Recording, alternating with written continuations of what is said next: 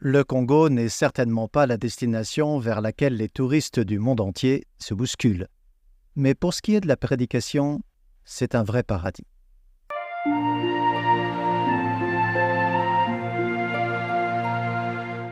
Jéhovah accorde beaucoup de valeur à tout ce que ses adorateurs font jour après jour par amour pour son Fils Jésus. Dans l'évangile de Jean, chapitre 14, verset 23, Jésus lui-même a dit de manière très claire « Si quelqu'un m'aime, il obéira à ma parole et mon Père l'aimera. » Dans certaines régions reculées, l'accès à la Bible est un grand défi. À Tombe, par exemple, toute une assemblée n'avait qu'une seule Bible à partager entre tous les proclamateurs. Et cette traduction de la Bible était difficile à comprendre. Après la publication des Saintes Écritures, traduction du Monde Nouveau, en Kiluba en 2018, on a eu une augmentation de plus de 20% des proclamateurs en une année seulement. La parole de Dieu en Kiluba a eu un grand impact sur nos frères et sœurs. Nul doute que constater la force que vos offrandes peuvent avoir fortifie votre foi. Cela dit, certains qui ont peu de moyens regrettent de ne pas pouvoir donner plus. Est-ce votre cas? Si oui, souvenez-vous de ce que la Bible dit de celui qui donne à Jéhovah. Le don qu'il fait en fonction de ce qu'il a et non de ce qu'il n'a pas est particulièrement approuvé. La générosité dont vous faites preuve en fonction de ce que vous avez montre combien vous aimez le Christ. Ce qui peut représenter des marges de 4 à 6 heures. Assister à une assemblée régionale, c'était vraiment toute une affaire. Déjà, il fallait faire des économies longtemps à l'avance pour pouvoir payer les frais de transport et les repas pour les 3 jours d'assemblée. Mais si on ne trouvait pas l'argent, on était obligé d'y aller à pied avec nos sacs de nourriture et nos chaises qu'on transportait sur nos têtes. Et parfois, quand on arrivait à l'assemblée, on était tellement fatigué, on transpirait tellement et on était tellement épuisé qu'on n'arrivait pas à se concentrer sur ce que disaient les orateurs. Lorsque les frères et sœurs assistent aux assemblées en plein air, ils sont exposés à un certain nombre de défis. Pendant la saison des pluies, il y a une grande tempête, ça peut arrêter le programme pendant un temps. Des fois, quand il pleuvait, tout le monde devait quitter sa place pour aller se mettre à l'abri. Imaginez-vous là avec un invité qui, à cause de la pluie qui se met à tomber, est obligé de courir s'abriter. C'est triste à dire, mais on avait honte d'avoir invité des gens à l'assemblée. Dans de nombreux cas, les assistants devaient s'asseoir à même le sol. Certains s'asseyaient sur une pierre ou sur une natte ou encore sur une pièce de tissu et ils devaient supporter la chaleur du soleil parce qu'il n'y avait rien pour leur faire de l'ombre ou parfois juste un abri de chaume très rudimentaire. Ces abris ne nous protégeaient pas vraiment. La chaleur restait insoutenable, alors on changeait constamment de place. À mesure que le soleil se déplaçait, on le fuyait pour s'installer là où on trouvait de l'ombre. L'enseignement et l'instruction spirituelle souffrent. Les frères et sœurs ne peuvent pas se concentrer pour bien suivre le programme.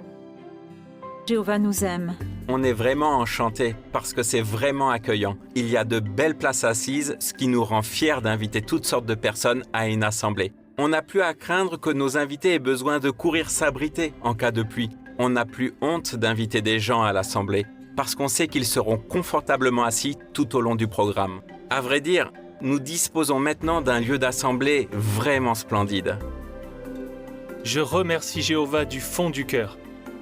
Je remercie aussi le Collège central de nous avoir aidés à disposer d'une si belle salle d'assemblée. On n'a plus à faire les trajets aller et retour en transportant sur nos têtes des chaises. On est bien assis, alors on peut bien se concentrer sur ce que Jéhovah enseigne. Merci infiniment, chers frères.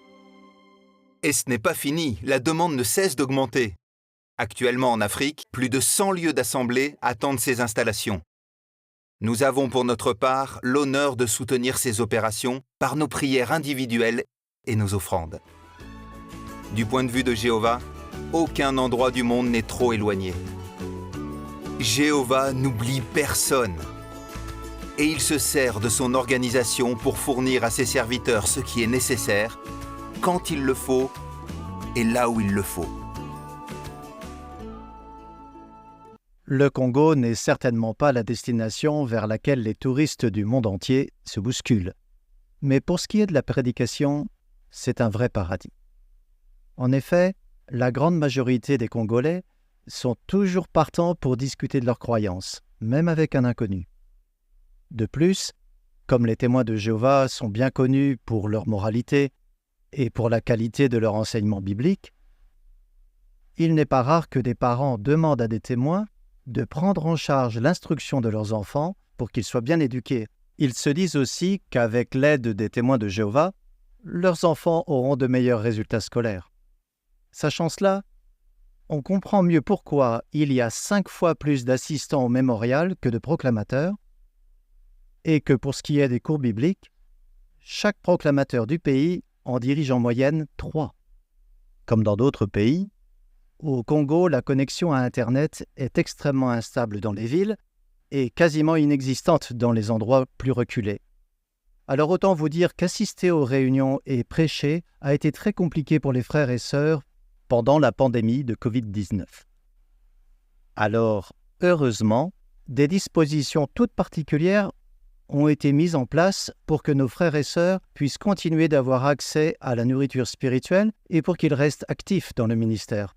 Par exemple, la chaîne par satellite JW, la fameuse box JW et des discours enregistrés qui ont ensuite été diffusés à la radio. Alors une réunion de crise s'est tenue à Kinshasa hier soir, dirigée par le chef de l'État Félix Tshisekedi. Et au sortir de cette réunion, le porte-parole du gouvernement a affirmé que toutes les dispositions sont prises pour assurer la protection des civils. Alors hier soir, des tirs en rafale se faisaient entendre dans le centre-ville de Goma. Des tirs sporadiques se font encore entendre au petit matin selon plusieurs habitants que nous avons contactés. Ils nous ont dit avoir passé la nuit enfermés chez eux dans la peur, d'autant plus que la ville est plongée dans le noir. Et puis, pour continuer de prêcher, nos frères et sœurs ont aussi fait preuve de beaucoup d'ingéniosité. À Mpechi, dans une région très isolée du sud-ouest du pays, au début de la pandémie, les gens avaient à peine entendu parler des milliers de morts que la Covid entraînait dans certaines régions du monde. Et ils ne se sentaient pas vraiment concernés. Pourtant, Emmanuel, un pionnier spécial temporaire, tenait à appliquer les recommandations sanitaires reçues de l'organisation.